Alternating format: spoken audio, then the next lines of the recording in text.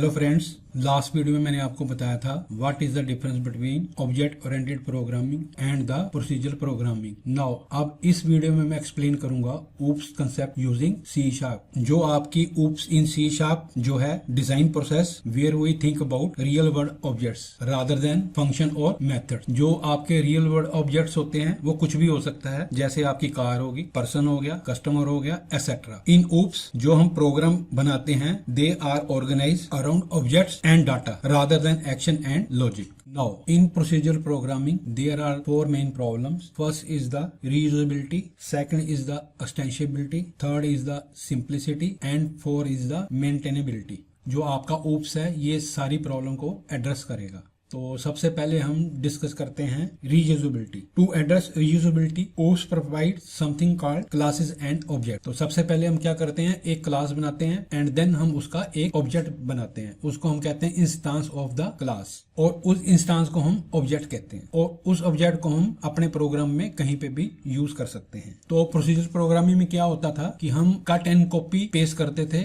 जहां पे भी हमारा वो कोड यूज होता था। अगर वो आपका प्रोजेक्ट में कहीं पे भी यूज हो रहा है तो हम जो कोड है आपका उसको हम कट एंड पेस्ट करके मल्टीपल प्लेसेस पे यूज करते थे, अगर वो फंक्शन मोर देन एक जगह पे यूज हो रहा है। नो, अब आ गया हमारे पास एक्सटेंसिबिलिटी। सपोज करो हमारा इन प्रोसीजर प्रोग्रामिंग कोई फंक्शन बना हुआ है और उस फंक्शन को हमने एक्सटेंड करना है, यानी कि हमने उसके अंदर कोई न्यू फीचर ऐड करने हैं, but that is not possible in the procedure programming. So to address this problem, we have to use inheritance, aggregation and composition. By using inheritance, aggregation and composition, we solve the problem of extensibility in C#. In future video, I will explain inheritance, aggregation and composition. Now third आ गया आपके पास simplicity. Because हमारे पास ना तो reusability and extensibility in procedure programming होती है like सी, तो हमारे पास lot of function होते हैं in procedure programming and scattered code, जहां से हम फंक्शन को असेस करते हैं।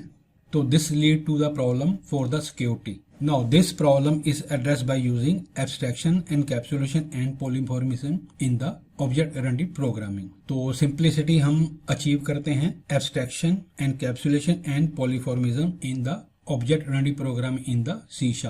नाउ अब आ गया हमारे पास फोर्थ पॉइंट, मेंटेनेबिलिटी। जो object oriented programming in C# है वो एड्रेस करती है reusability, extensibility and simplicity. So we have good maintain code and clean code which increase the maintainability of the large objects. Now अब हम discuss करते हैं what are OOPS principles और OOPS in C#। तो जो आपके OOPS के principle है they are the four types. First होता है आपका एनकैप्सुलेशन, दूसरा होता है आपका इनहेरिटेंस, थर्ड होता है आपका polymorphism and four is the abstraction. Kindly note that class and object are not principle, but हम उनको यूज करते हैं to implement the OOPS principles, or you can say that OOPS concepts. Now अब हम discuss करते हैं what are abstraction and encapsulation. जो आपकी abstraction and encapsulation are related to each other. जो आपकी abstraction होती है that is the logical thinking, whereas encapsulation is physical implementation.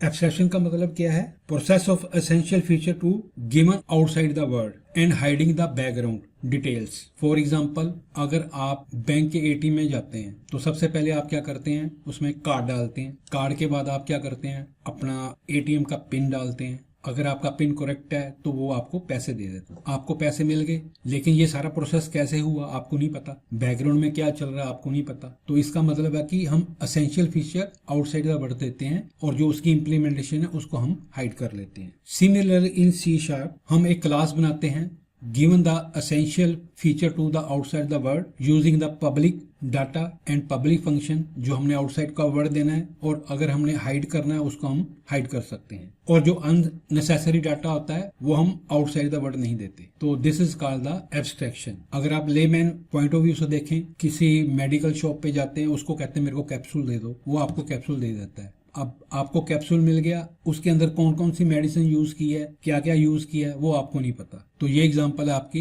Layman point of view से। नाउ अब हम डिस्कस करते हैं एनकैप्सुलेशन। एनकैप्सुलेशन का मतलब है the process of binding data and function into a single unit is a called class, और हम इनको एनकैप्सुलेशन कहते हैं। बेसिकली जो आपकी क्लास होती है दैट इज द एनकैप्सुलेशन। अगर सपोज करो हमने डाटा आउटसाइड द वर्ड नहीं दिखाना तो उसको हम कहते हैं डाटा एनकैप्सुलेशन। तो हम अपना डाटा भी आउटसाइड द वर्ड हाइड कर सकते हैं यूजिंग द प्राइवेट वेरिएबल बना के, या आप कह सकते हैं हम डाटा को प्राइवेट कर देते हैं तो वो आपको आउटसाइड द वर्ड अवेलेबल नहीं होगा।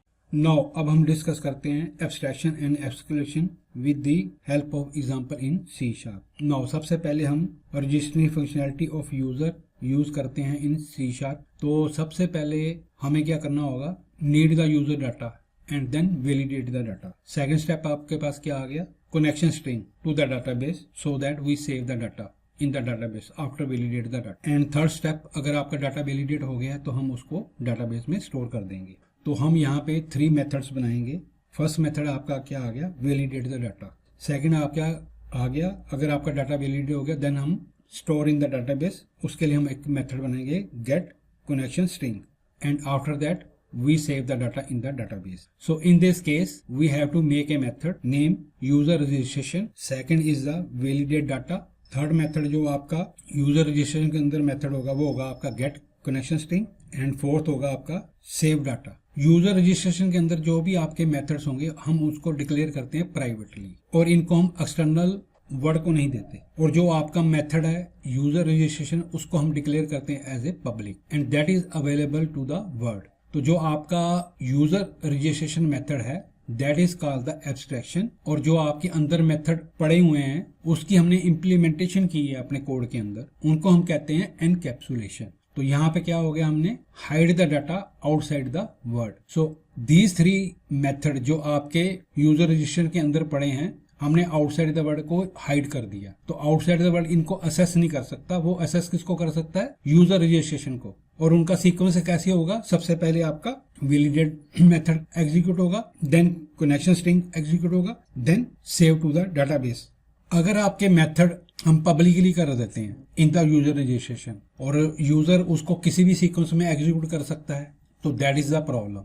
अगर उसने डाटा वैलिडेट नहीं किया, पहले कनेक्शन स्ट्रिंग बना रही है, डाटा आपका वैलिडेट नहीं हुआ एंड देन उसने कॉल कर लिया सेव टू द डाटाबेस, तो आपके डाटाबेस में इनकंसिस्टेंसी आ जाएगी। So we can say that user registration is the abstraction method, and जो उसके अंदर पड़े हैं वो आपके क्या हो गए, एनकैप्सुलेशन। और एनकैप्सुलेशन में हम क्या करते थे, इम्प्लीमेंटेशन, वो हमारे हाथ में है। So we can achieve simplicity through encapsulation and the abstraction.